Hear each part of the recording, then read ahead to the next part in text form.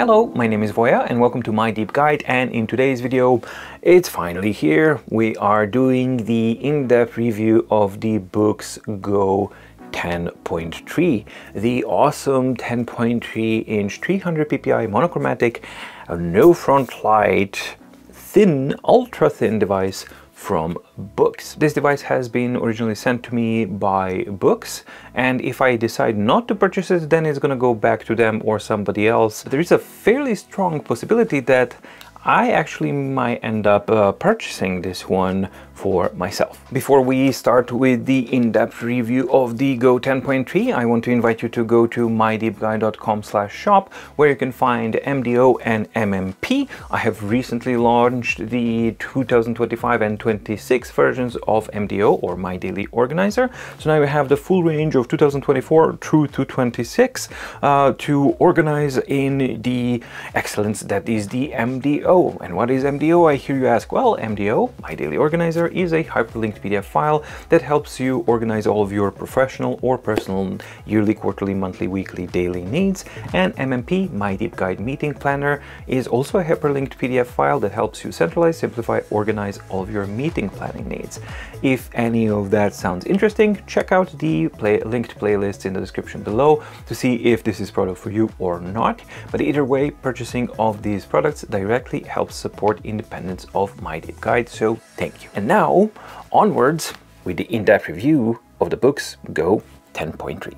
So here it is, and just a quick overview of what this device actually is. Well, this is an Android-powered 10.3 inch e-ink monochromatic device that uses a display that has 300 PPI density, no front light, and it has basically most of the standard Android functionalities that you would expect, mainly because it is USB OTG compatible, Bluetooth compatible, has speakers, it has a microphone, and it has all of these things that you would normally expect from a regular Android tablet, yet it doesn't really look like any other Android tablet that you've encountered. If anything, it resembles mostly the Remarkable 2, which is basically an e-paper Slate type of design, where it tries to go away from a traditional tablet look and go towards a more digital paper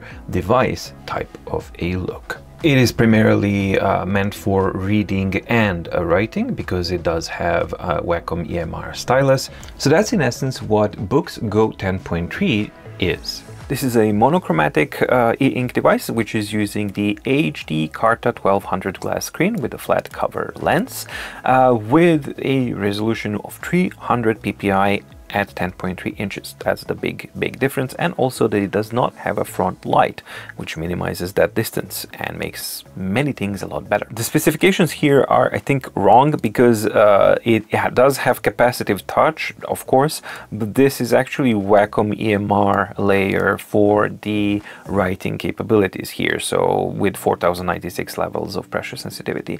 It's using a 2.4 GHz octa-core CPU with 4 GB of RAM and 64 GB of storage. No micro SD card slot here for expanding the storage. Has standard Wi-Fi connectivity compatibility with 2.4 and 5 GHz standards and Bluetooth 5.0 standard. It has a G sensor for auto rotation, and as I mentioned, no front light. Runs on Android 12, which encompasses all of the goodies that such a system brings, including a pre-installed and pre-registered Google Play Store, so no need to do GSF ID registration or anything. Just power up the device, Google Play Store is there, sign in, use it like any other Android device. Has a power button that does not have a fingerprint sensor reader. It has a USB-C port that supports both OTG and use with an audio jack converter. Has built-in dual speakers, it has a built-in single microphone, has a battery of 3700 milliamp, and it has these dimensions at 4.6 millimeters, making it the world's thinnest non-front lit tablet on the market, e-ink tablet, or maybe even any tablet on the market. And because it uses a combination of different materials, it weighs only 375 grams. And then we get to the price. It costs $380 US, including the stylus, extra nibs, and the magnetic case. So all of that is $380 US. That is very, very aggressive and competitive pricing. As far as the design and build quality goes, this is the world's thinnest non-front lit device currently on the market at 4.6 millimeters. It is executed beautifully and designed really, really well.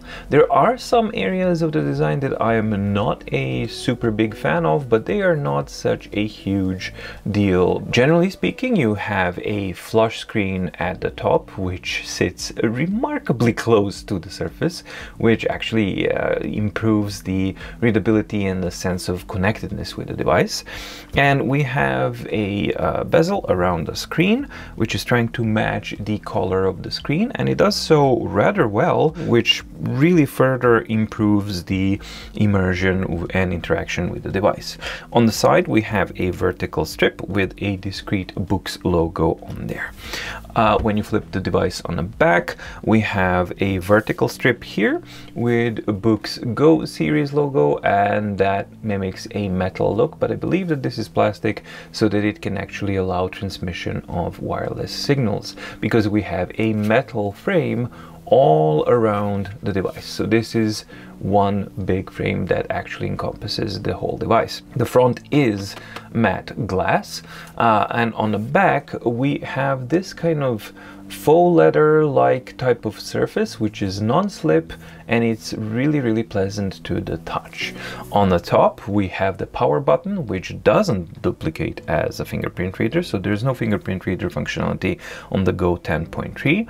We don't have anything on either of the sides, and on the bottom we have everything else, which is stereo speakers, microphones, and the USB port for powering, data communication, and it doubles as a USB OTG compatibility, which means you can hook up a USB hub, and you can also use a USB to audio 3.5-inch converter. The overall build quality looks really, really good. Like, everything is super precise, and especially on a device that is this thin, almost every single thing feels really good. What is the thing that doesn't feel good? Well, the application of this back layer with the faux leather type of layer, it does have this tiny little frame which basically holds it, right?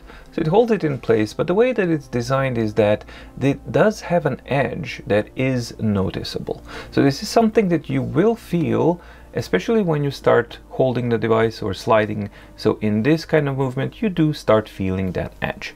Granted, this edge has already started to dull down just over a couple of weeks of use, and on this side I no longer feel it at all. It's just normal, and on this one it's starting to dull down and it's starting to annoy me less and less. So I'm pretty sure that this is something that over time will definitely smooth out and it will be perfectly fine. But it does speak to the build quality, because in my mind this is something that already should feel equal. So it should feel exactly the same that it feels on this side, but it doesn't. It's sharper on the right hand side than it is on the left hand side. And the same thing it goes for the top and the bottom as well.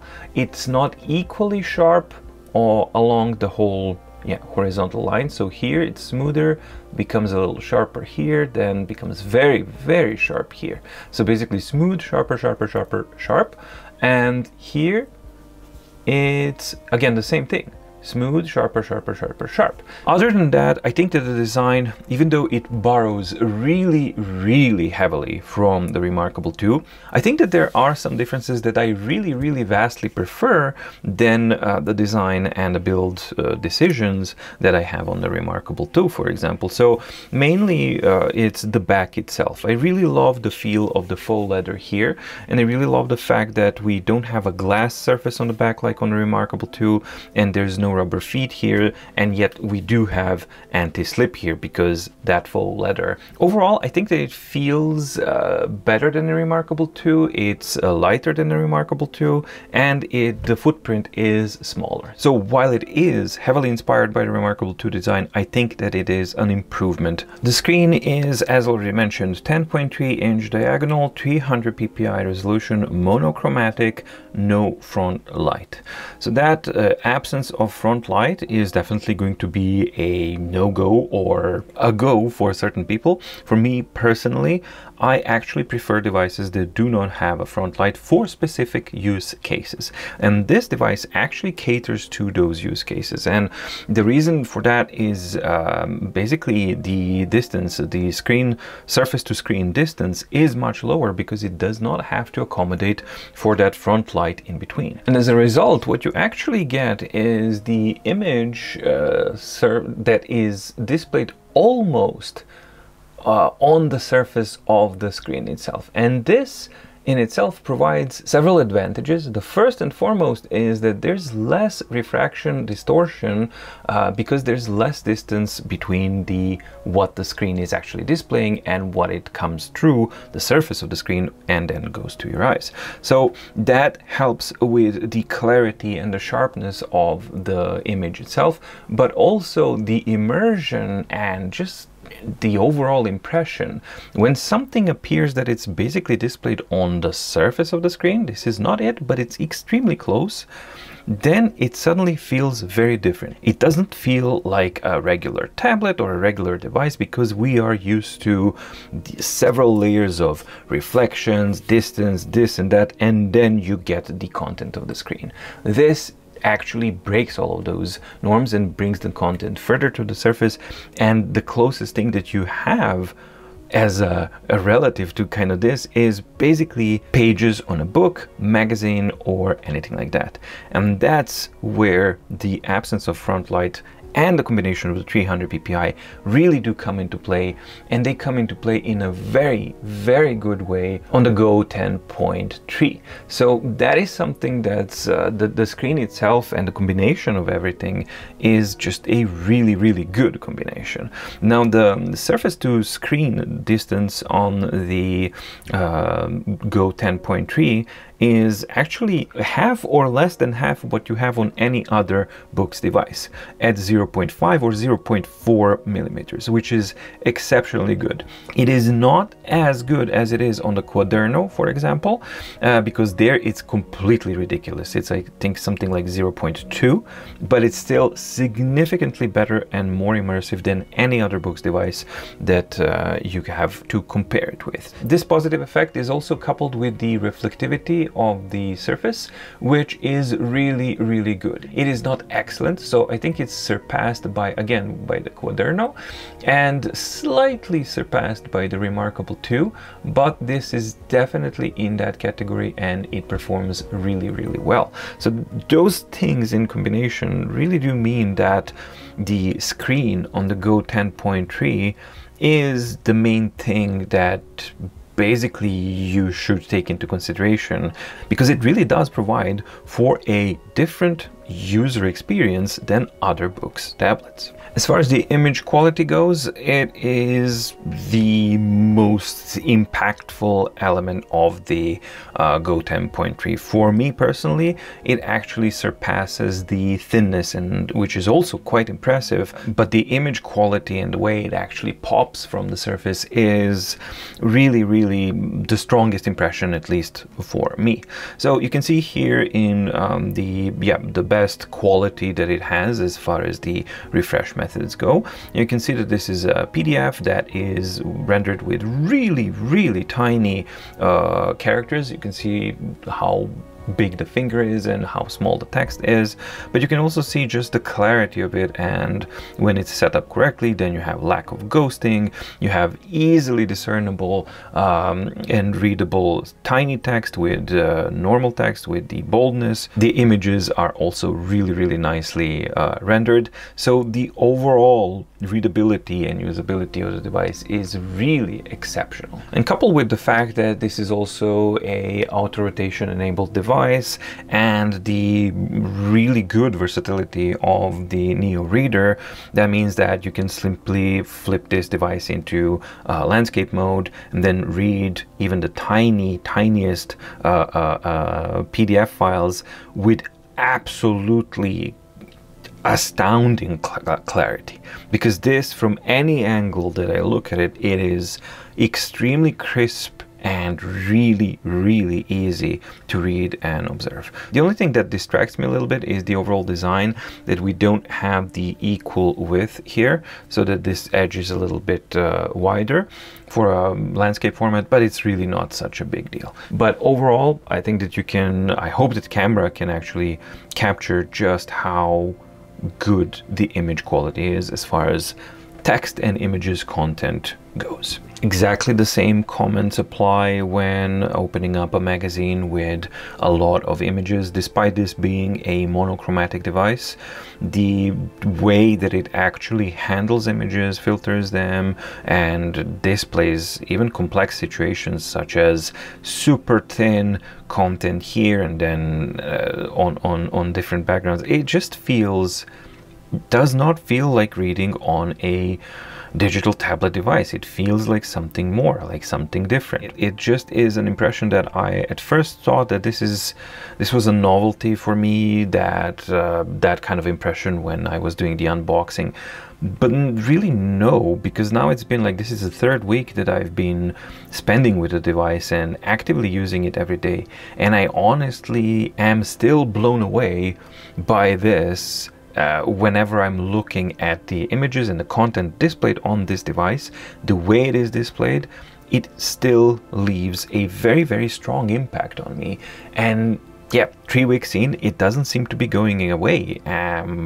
And that, I guess, has to count for something. And even in third-party apps, where you have that issue that you can't set the full refresh mode to depth, and you can only have it as normal, as long as you are in normal or in regal mode. Let's say regal mode is the least amount of ghosting, but even there, in very complex situations, I mean, this is where we should see quite a bit of ghosting when you go down to the black one, but we actually don't. So the display quality and the ghosting performance is actually really good. Let's flip to normal, because that's slightly less of a refresh blinkiness, but still really good performance as far as ghosting goes.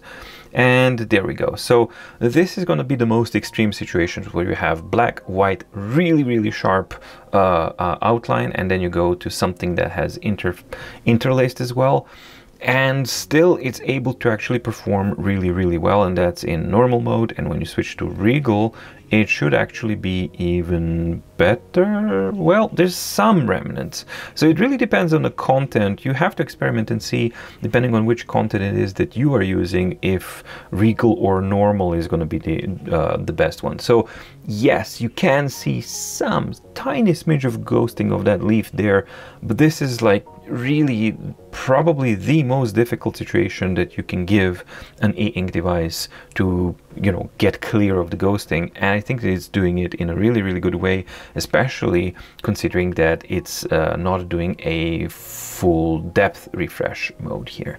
Once we actually get to the actual comic content, it is absolutely awesome. And then you can even adjust the image further, so you can increase the contrast a little bit more if that's what you're looking for, and then everything just pops even more, and then you can really enjoy reading comic books on this device. And again, with that auto rotation option, because it's a 10.3 inch, you can also have it as a double-sided thing, and there's enough clarity and resolution to actually offer crispness and sharpness and really good content, even when you have the double page layout here. But you don't have to limit yourself to simply reading PDFs, ebooks, magazines, or comic books, because this is a full-blown Android Google Play enabled tablet. I've installed Brave as my browser, for example, and I can use it normally to basically browse. And here you can actually have different setups for the refresh modes, and the image quality again is excellent. In this case, what I'm actually using is I'm using the normal refresh mode. Whereas you could be inclined to try speed mode, but for me, speed mode is not really for this type of use. Speed mode is more for reading, but you want quick page flips and image search or things like that. If you want smoother type of browsing experience, then you go to the A2 mode, but you have to accept that you're going to get more ghosting and that you're going to get a content resolution degradation happening, because that's how it's achieving the speed increase. However, considering that it's starting with a 300 PPI, that resolution degradation for the A2 mode is not as severe or as noticeable as it is on a 227 or 207 PPI device. So that means that the A2 mode is automatically more usable on the Go 10.3.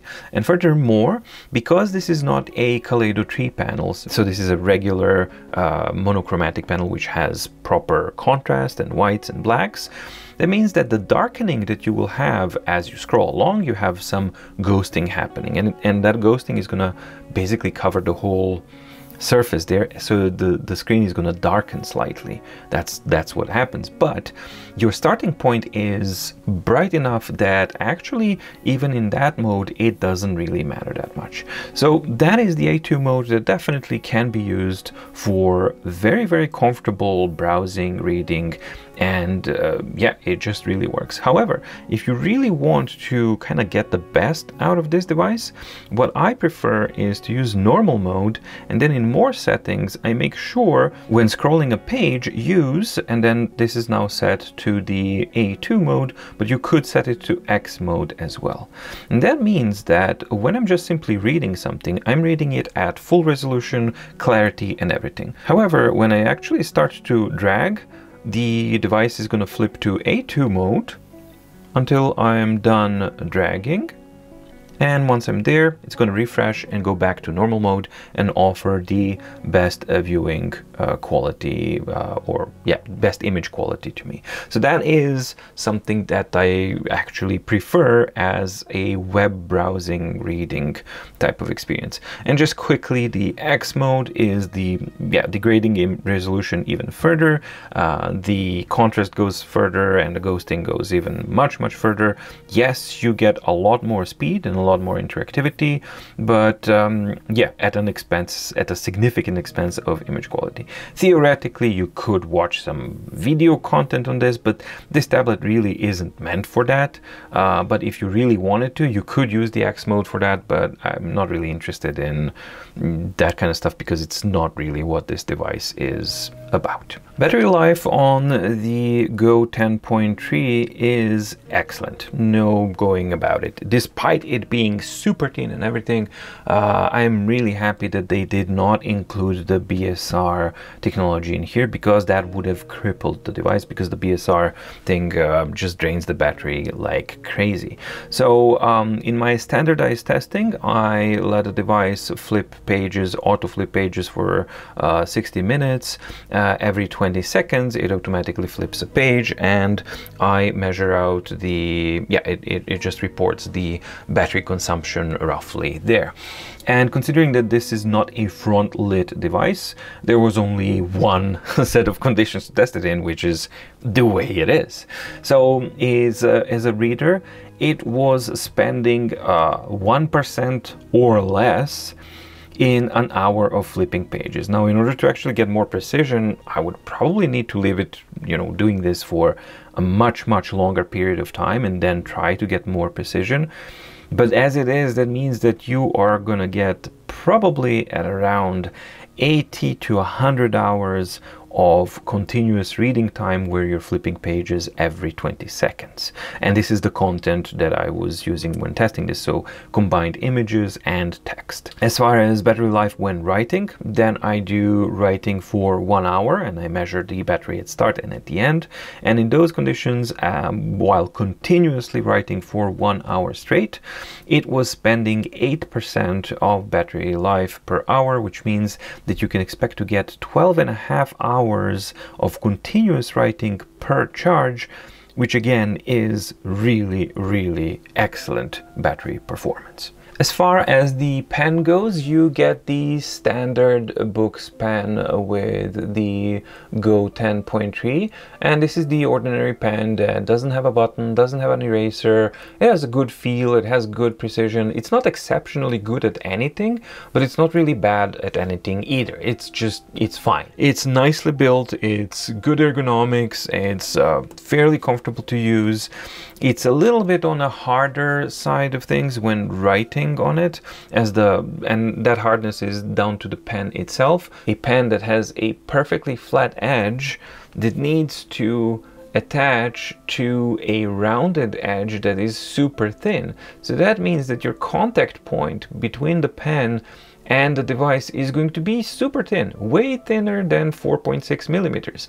I think we're talking about maybe 2 millimeters or something like that as a proper contact point because it's rounded. So this could have easily been remedied by using what Kindle Scribe pen does, and as you can see, it does have that indentation, and Remarkable 2 pens also do that so that they can maximize the surface, contact surface between the pen and the device, but this is not the case. This is not something that has been done in this case. The other thing as well is that the magnets are, well, yes, they are weak. I mean, I don't know if they are actually weak as far as how good it holds on that tiny contact surface, right?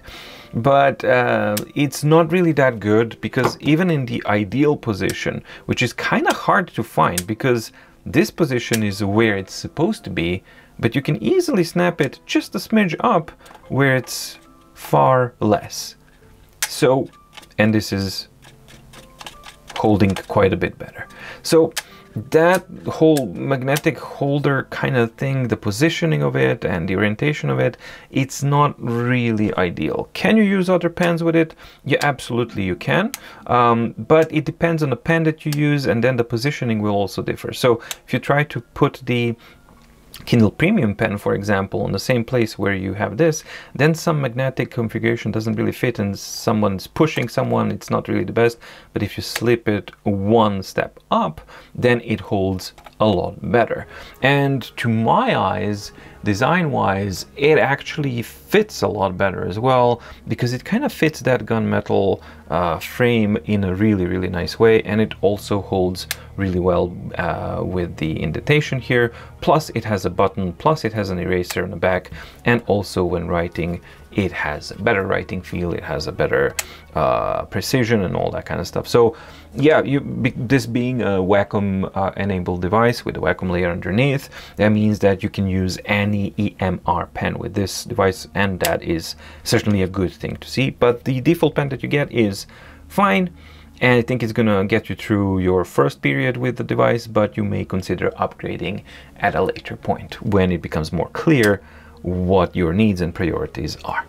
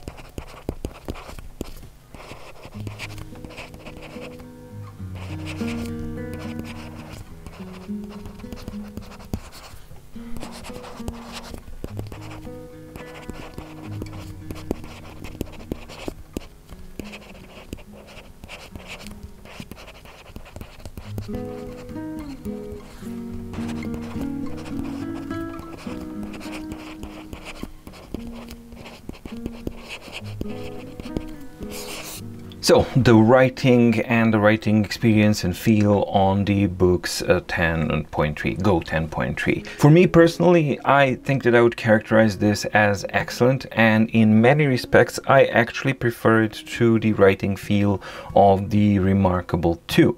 The Remarkable 2 feels less precise when writing, especially the strokes interpretation and the quality of what's been captured, how it's been displayed. It's really rather jarring on Remarkable 2, especially when you start comparing it to the Go 10.3, which the Boox already has the best and the nicest writing interpretation and the display of writing of all of the devices.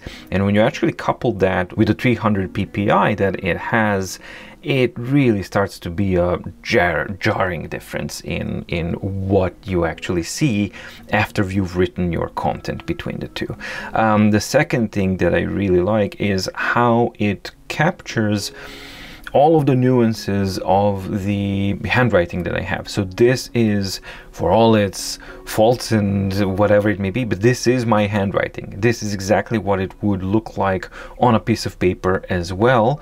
And that's not always the case. Plus, with the filtering that it has after you lift the pen and it smooths things out, it just looks absolutely beautiful. And now in 300 PPI, with the crispness that we have on this display and basically almost being on the surface of the screen, you really do feel completely connected to the device itself. The only negative is that there is a perceptive latency. So this is not the fastest latency that I've seen on these devices. And the writing feel itself, I think that they might be employing that thin glass layer like they've done on the Note Air 3C, where it actually gives and it doesn't really push back as much as a traditional glass would be. So as a surface that you're leaning your hand on, it's very pleasant. As a surface that you're pressing against, it's also giving you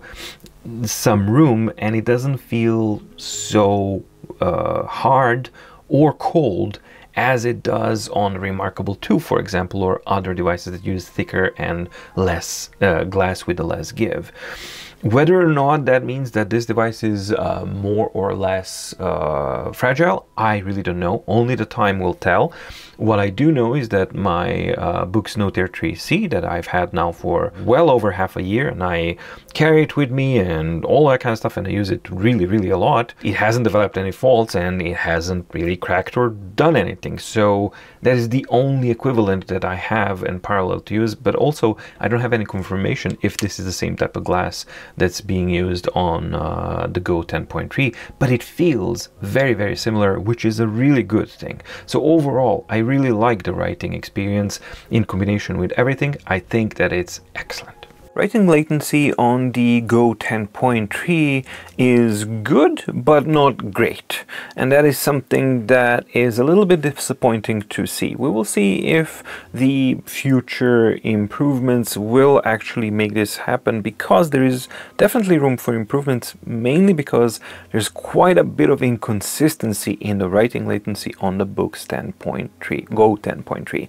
So the averaged out latency that I was able to confidently measure and consistently measure resulted at 33.78 milliseconds. Not bad at all, but not really good in the 20 and the sub 20 millisecond range where all of the modern devices basically fall in. Now, I did redo the D.E.S.T.A test for the Note Air 3, the original Note Air 3, and why am I mentioning it in conjunction with this? Well, because Note Air 3 also had that stutteriness that I was talking about, but since then it has received several updates, and that stutteriness, the major stutteriness, is gone. So now it's far smoother, but it's still not perfectly smooth, and more importantly, it's actually even slower. It's considerably slower than what it used to be before the updates.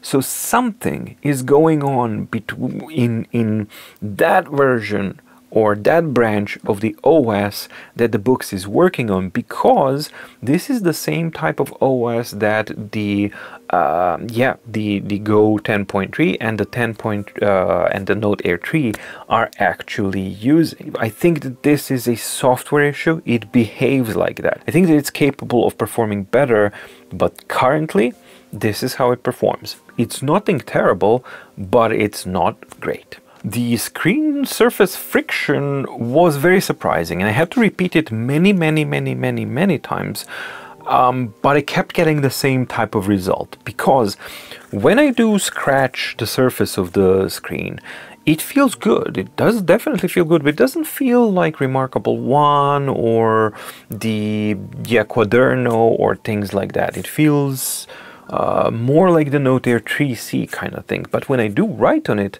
I do notice that it feels more paper-like E. So I was very surprised to see that it actually continually always kind of reported this result at that it has screen surface friction at 68.66% of a real piece of paper, which basically means that it's kind of like Kobo Ellipsa, the original one, and a little bit underneath Quaderno Gen 2 device.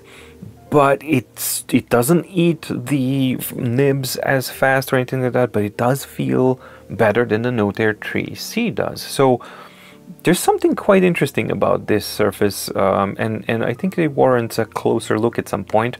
But for now, these are the results that I've got. How does the magnetic cover and the magnetic flap affect the uniformity of the screen, and how much interference is there? Because stronger the magnets are, there will be some interference. So I've done the diagonal test here with the ruler, and we have 3 versions. So this is the distribution of lines with no cover, and then this is with the cover attached back, and then we have the cover with the flap. Those are the situations, that's how you would probably use it in real world, and that's why I wanted to use those cases. And if we check the no cover situation, I can see that the lines are pretty much perfectly uniform, and yeah, it just works as you would expect it to. When you add the cover, we do start to see some deviations, starting from this angle or this corner here, a little bit of deviation, a bit more deviation here, a little bit of a deviation there as well, and then it kind of straightens out to be normal. So for me, this indication that there's a stronger deviation here might be with the back flap actually having a magnet as well and attaching to hold the cover on the back. So that's what we have there. When we get to the cover plus the flap, we have even more deviations. So we have the deviations that we've seen previously from the cover being flapped back, but as we get closer, so there's nothing here, but then as we get to the area where the back flap or the pen flap cover holder is attached, you start to see quite severe deviations here, right in that area, all the way down to here. So I've traced actually those lines and added that in a different layer, so that you can see. So with the covers without the flap, this is the area where you can expect some magnetic interference to affect your strokes. And if we go to the area and the situation where we have cover and a flap, then that area basically extends all the way through here. So this is the area that you can expect to be affected by the magnetic forces in this situation with the cover and flap. This is just with the cover, and without the cover, naturally, there's no magnetic interference. Notebook capabilities on Boox platform are really, really good. They're not as excellent as they are on the Supernote, and there are some caveats, but overall, it is really, really powerful. And with enough tweaking and settings, you are able to actually get to the point where you're probably going to be able to get the results that you're looking for. Now in this video, this is not a guide, so I'm not going to go through every single feature. I'm just going to give you a simple overview of the user interface and what basically, just so that you know and have an idea what it is that you can do in notebooks. So you have the toolbar on the side, you have the main toolbar here on the top, and you have this full screen toggle icon in the corner. Tapping on the name of the notebook will give you the option to rename it, or actually go through your favorites, recent notes, local notes, reading notes. So that's like an easy access that without leaving the notebook itself to access another notebook as well. Here we have our brushes, and you have the ability to add your own presets to the brushes, eraser, undo, redo, and page navigation options. So next page, previous page, while tapping on the numbers themselves gives you the notebook overview and navigation abilities there. What's worth noting is that you can also go through thumbnails or tags. In this case, I didn't tag anything, and you can search also for pages and tags in there. On the main toolbar, we have the templates, layers. This would be basically the canvas itself. So the canvas can be regular size, 1 by 1. It can be double the height, it can be double the width, or it can be double the width and height, or a custom size. Then we have the ability to insert different shapes, such as a line, squiggly line, arrow, circle, triangle, square, rectangle, pentagon, hexagon, and you can change the styles and the colors and the thickness of the lines. The fill tool is there to actually fill enclosed shapes. So for example, if I was to draw a shape like this, which is enclosed, so I have to make sure that it's enclosed, then I can choose the fill tool and choose the color I want to use, and it will fill it. Then you can add text boxes with typing the text. There are AI functionalities, such as it can automatically recognize shapes and then convert them to a proper shape. Lasso recognition, where you can lasso a tool and it does convert to text recognition, scribbling to erase, and then you have AI text recognition, where it's going to convert the page. And basically, yeah, this is how writing on a Boox Go 10.3 performs and sounds like. It feels really well. It is very precise and responsive, and overall the writing feel is something I would characterize as very good to excellent. Then animistic was this complete scribbles here, and the circle that I did, it recognized as a 0. I would consider that this is a really good, and you can change and use which languages you're gonna use, and this is the list of languages that can be used for handwriting recognition. Text languages, I'm just gonna scroll through the pages, and then you can pause and see if you find the language that you are looking for. Next, the linking icon is actually inserting content. So you can insert an audio recorder, you can insert an image, you can insert just general file attachments of supported files. Then you have link to notes, link to files, link to websites, and then you have a timestamp as well. Now, link to notes, have they actually improved that? Link to a notepad. Now we finally have the ability to link to other notepads and not just link within the same page as well. And you also have the ability to link to other files, which means that I can go to my G Drive sync documents and add a link to a PDF file as well. So this is a very important and significant improvement to the overall linking functionality on a Boox platform, and it completes it and brings it closer to what we have on the Supernote as well. So that's a very welcome thing to see, because now you can start to build that interdependency between documents, notebooks, and all of these other things, which is a really cool thing to see. Lasso tool is there to work as a smart lasso or free lasso, and once you do make a selection, so let's say that's a smart lasso, once you make a selection, it will give you all of these options, and you can convert it to a tag, you can convert it to a link, you can undo, redo, change color, cut, copy, paste, and other functionalities. You can flip it, you can rotate it, and you can delete the selection. So that's the lasso tool. Then we have the ability to insert a page at the place where we are at the document, so not at the end but at the page. Zooming options, you have touch control options, buttons, and the touch control is quite elaborate, so you can customize a lot here, which is a good thing because accidental page swipes and misinterpretation of the palm rejection is not the best on a Boox platform. So this configuration of this is actually really important. Then we have synchronization with the cloud, and in additional functions we have the ability to search, share and export, and of course customize the toolbar, where you can customize and take away the options that you are not using or you're never going to use or anything like that, to minimize the clutter. And because I've been using Boox as a platform for a long time, I've basically disabled the icon text on toolbars.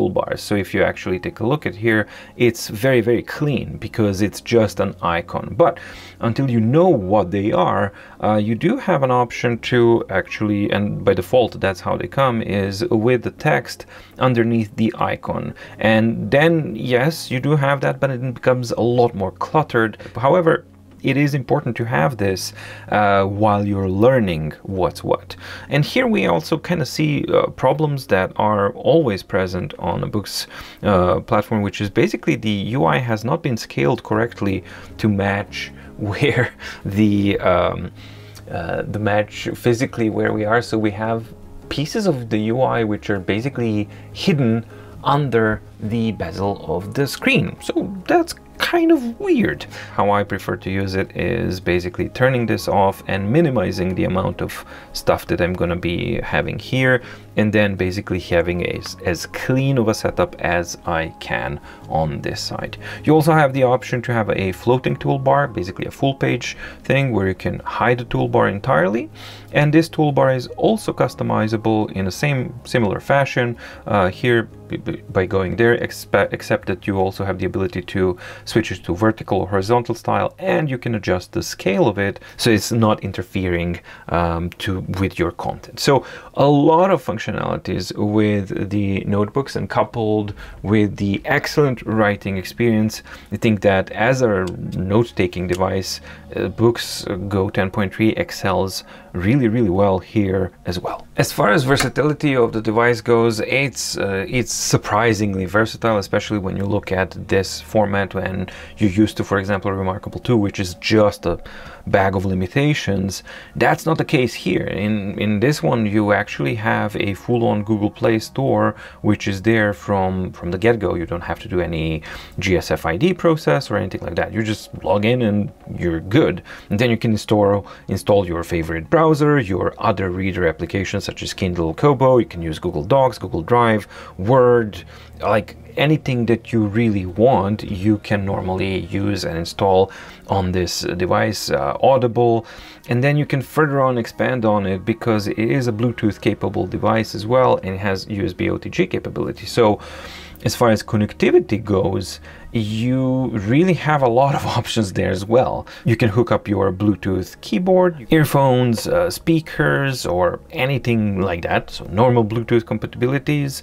You can do screen mirroring, screen sharing. You can do screen capturing. You can even use it as a monitor if you wanted to with an external app, even though that's not something that I would recommend, but it is technically possible. That's something that you can do. You can use it as an audio recorder and then further incorporate those recordings in your notebooks. And then you can actually expand upon it by adding a USB hub, which doesn't support the HDMI out, but it does support all of the USB ports normally and the SD card slots here. So I can add additional expansion, storage expansion, or I can hook up even the keyboards. And that was actually interesting. So let's do a little bit of demonstration of typing on the Boox Go 10.3 with different input keyboard methods. When you're using a Bluetooth keyboard, I've already prepared this keyboard, so it's already paired to the device.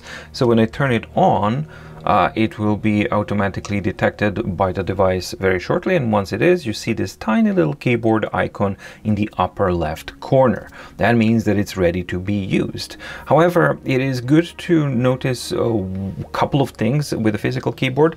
Point number one is when you're using different layouts, setting the layouts in different languages for virtual keyboards, they are not automatically transferred to hardware keyboard layouts. So those are two separate things, and to confuse things even further, the shortcuts are different. So Control Shift is used to change the virtual keyboard layouts, while the hardware keyboard layout is Windows or Command, depending on what type of keyboard you have, and space. So Windows and space is to cycle through already installed and set up keyboard layouts. How do you set up an hardware keyboard layouts? You swipe down on the upper left when you have the icon, and then you have Configure Physical Keyboard, right? So you tap here to select language and layout, and basically you tap on the keyboard that you want to set up. And here I've added 3 languages, and you add them by going Set Up Keyboard Layouts, and you scroll through to find what you want, and you turn on the ones that you want to have on. Once I have them here, then I can use the shortcut of Command and space, Serbian, English, Norwegian, right? So that's how you can set things up so that everything works properly as a typing tool. And how is the typing with the Bluetooth keyboard? Well, currently we're in speed refresh mode, so that's like neither fastest nor slowest, something in between. And the typing experience is really good. Latency isn't that bad at all, and the typing precision and responsiveness is as I would expect it to be, right? So everything, once everything is set up, everything works as it should. So that's an example with the Bluetooth keyboard. Let's switch it up a little. And here I have the knock-free light split ergonomic keyboard, which is full mechanical. It's like super fancy and really, really cool. It has a different layout. It doesn't have a Norwegian layout. It has a US English layout. And right now it's in the wired combination. So USB-C is going into the hub that's connected here. And basically the tablet is now powering and charging and doing everything to the keyboard. And as you can see, we have the keyboard indication here that is there. And another cool thing with the layouts is basically it will remember the setup on a per keyboard basis, right? So remember that I had different layouts set up on the Bluetooth keyboard that I used here, this one.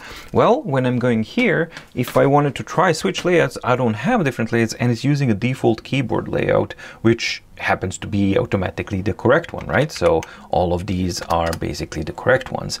And now I can enjoy typing on a very powerful and awesome keyboard while using my Boox Go 10.3. So the typing experience is exactly the same, and you can use a wired keyboard and even advanced wired keyboards. And furthermore, there's one more thing to actually just really like blew my mind, and it's this. This is an RGB enabled keyboard, and let's go here. And I am able to actually use the RGB lighting effects on my keyboard while it is hooked up to the Boox Go 10.3. That is pretty sweet. However, we are not done yet, because with this kind of awesome, cool combination, this is also a wireless keyboard, but it's not a Bluetooth keyboard. But it's not a problem, because it does have a dongle, and all you need to do is you put the dongle into the USB hub, and now you can actually have a setup like any other that I have seen previously.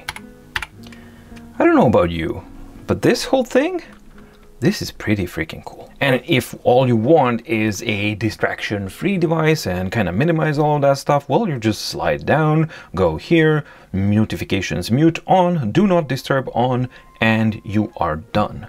So just because you have the ability to have the Google Play Store there, doesn't mean that you need to install all of those things. And furthermore, if you don't want to be tempted or anything like that, you can hide all of this stuff by grouping it into a folder and have this also organized in a way that you would, that you prefer it. So the customization and the versatility of the Boox Go 10.3 is really exceptional. And don't forget that all of the stuff that I've shown, you also have the audio capabilities as well. Voice to text conversion, listening to a voice chat, or having a meeting, or things like that. There's tremendous amount of power in this little digital slate. Finally, let's cover the cover, and the cover is rather disappointing, actually, to be quite honest. The build quality and the design is nice. The build quality is nice, right? But the design is just odd and it doesn't make sense. And we start with the flap here. So yes, they made the flap detachable because the magnets of the flap are interfering, as we've seen before, with the strokes there. So instead of actually not making it magnetic, they made double magnets and made it detachable. That makes zero sense to me. That's not something that makes any sense whatsoever. I would have actually preferred to have a physical, mechanical type of solution any day of the year that's done well than this. Now, the second thing is, yes, it is a magnet that holds it in place. So it holds it there and there. And then you have, flip it there, and it looks nice. It really does look pretty, doesn't add too much to the weight, it's stylish, it's elegant, it just has a little Boox emboss here, and that's all great. However, if you try to place the pen there, then we have a problem, because the extension of these lines is actually pushing on a pen, and when you're starting to move things around, more often than not the pen will fall, or it will even slip inside or do rather strange things. So while I understand that this extension here is there to kind of try and protect the device and extend further from the device, right? And it's especially good here on the top so that you don't have accidental button presses, because the power button does protrude here. It does interfere with the pen. So the cover is excellent for the device itself, but when you add the pen to the mix, it just doesn't work. And then they figured, hey, this whole thing, the way we made it to fit the device really well, it's not working for the pen. Quick, what do? Well, add a flap to it. Okay, so you just do this, and then it holds it. Oh, okay. So I don't know, it just doesn't really seem right. And the second point is that it's like a step in the wrong direction. We're going backwards here, because the stand functionality that this stand has is only the most basic one, which is this, and that's all you can do. And then it can slip, you know, over time it will slip, and if you add higher angles it will slip further.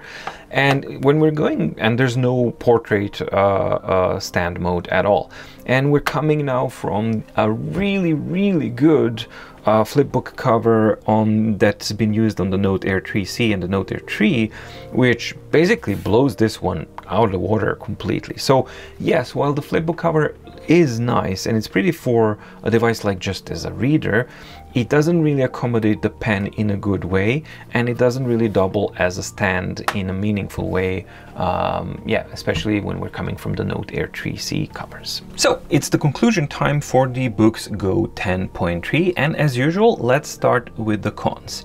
And the first con is going to be that this is a device that does not have a front light at all, and this is going to be a major con for people who are not prepared to use that. That's just the way it is. The second con would be much more general, and that is the inconsistent writing latency that we've seen when I performed the D.E.S.T.A test. That kind of starts, thinks a little bit, then fills the line, and then kind of chops a little bit.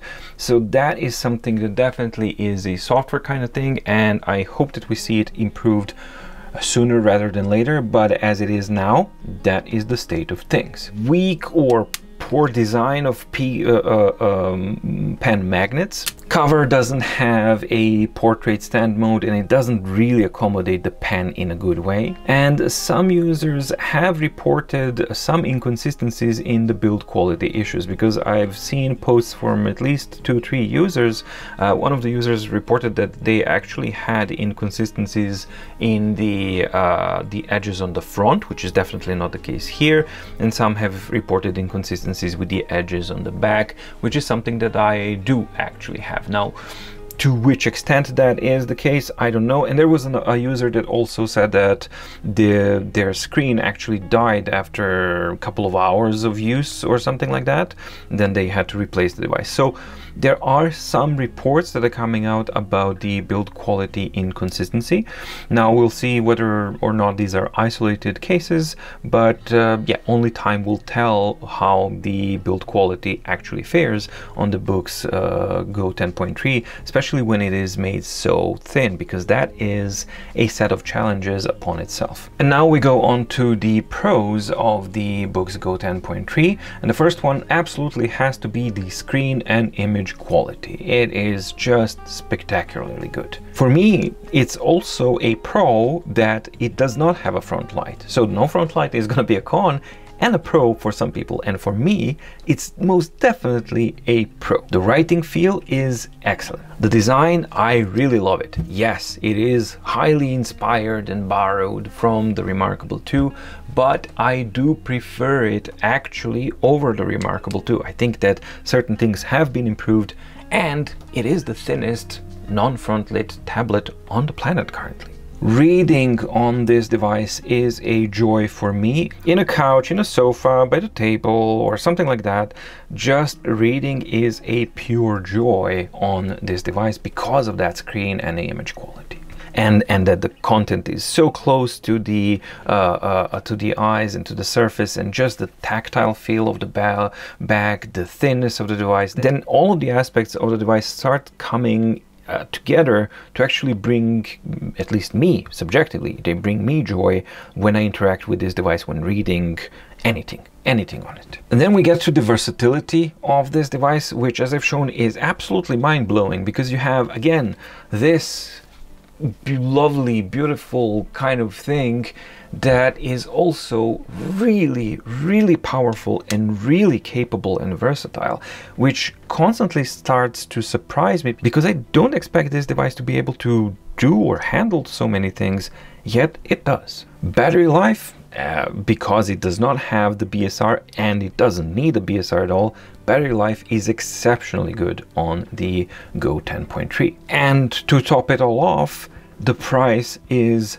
aggressively competitive. So, how to summarize the Boox Go 10.3? Well, this device, right off the bat, it won't be for everyone, because it does have certain limitations, key of which are no front light and monochromatic display. And as such, I think that is perfectly fine, because that allows it to actually focus on certain things and not be apologetic and not try to cater to everything to everyone at once. The image quality and picture representation on the Go 10.3 simply feels different in a much better way than on any other Boox device or majority of the competitors that we have currently on the market. And basically that is the party piece that the Go 10.3 brings to the e-ink table. For those people who already know or are just starting to realize what the real benefits are of a device that does not have a front light, well, then the Go 10.3 delivers, yeah, quite something, and it delivers bigly. For me personally, the only area where the Go 10.3 kind of falls short is the quality of the writing latency. And what I'm thinking about there is the consistency and the speed as well, but mainly the consistency. My hope is that Boox will be on that to actually improve this and allow the writing latency experience, the quality, meaning the consistency and the speed as well, to be improved via future system updates. And it's not unheard of because we've seen that from the past, both from Boox and other manufacturers. So it is something that we can expect. So I hope that we actually see that sooner rather than later. I also do wish that the cover was actually better designed, both to accommodate the pen and both to act as both landscape and a portrait stand. But then in the end, you actually put all of these things together and you put like the cherry on top the price of the Go 10.3. And you take into consideration how lovely designed it is, how thin it is, how good quality it actually feels, the impressiveness of the screen and the content, that screen and the content, how it delivers it. It's really, really quite something. And then basically when you put it all together, it becomes a combination that is incredibly hard to ignore. So the question then is, do I, for example, personally need a Go 10.3? And the answer is absolutely not, because my Note Air 3C can already do everything that the Go 10.3 can, and it can do quote-unquote a little bit better because it has colors, it has BSR, it has a front light, and it has an origami-like multifunctional stand that none of these things Go 10.3 has. And the writing latency is more consistent and faster on the Note Air 3C. However, do I want the Go 10.3? And the answer is resounding and absolute yes. I really, really, really do want it. For a very simple reason. I simply cannot get over the pleasure and joy this device and this display gives me when I use it, whether it is for reading, whether it is for browsing, whether it is for typing, whether it is for writing. All of those things, for some reason, the combination of everything is simply way more immersive, and it just is a time that I enjoy spending with a piece of technology. Don't get me wrong, I really do love working on the Note Air 3C as well, but it's simply different. They feel different. Yes, on paper they should be super similar, and objectively they do things really, really similarly, but a subjective impression of how that time has been spent and what you get, or what I get, because it's subjective, what I get back from the time spent while using a device, that is the aspect where these two are vastly, vastly different. And basically, yeah, I tend to use my Note Air 3C for all of advanced computing type of tasks, like where basically it's starting to replace my computer where and how much it can. And this is for enjoying and doing all of these kinds of things, especially with the notes actually now having links to other notebooks and PDF files. And now it's starting to be like only a handful of notebook features that I'm lacking from this when compared to the Supernote A6X2. And I'm starting to see myself actually using this one more than the A6X2, especially because now that I've had quite a bit of time to spend and use with my A6X2, there's plenty that I really, really love about. But I'm simply still not a fan of the Feel Right 2. It's just not a good upgrade for me. I prefer the old writing feel. I don't really like the new writing feel, and I vastly prefer the writing feel on the Go 10.3. So that's my subjective situation where I'm at and where I find myself with all of these devices, and I just wanted to share that, so hopefully that can actually help someone out there maybe piece some things together. Alright, that's it from me. I hope that you found the video enjoyable, informative, and or useful. If you did, please like and subscribe and ding the notification bell in the description below to get notified when new videos come out on My Deep Guide. Thank you so much for watching, stay safe, stay healthy, and see you in the next video. Bye!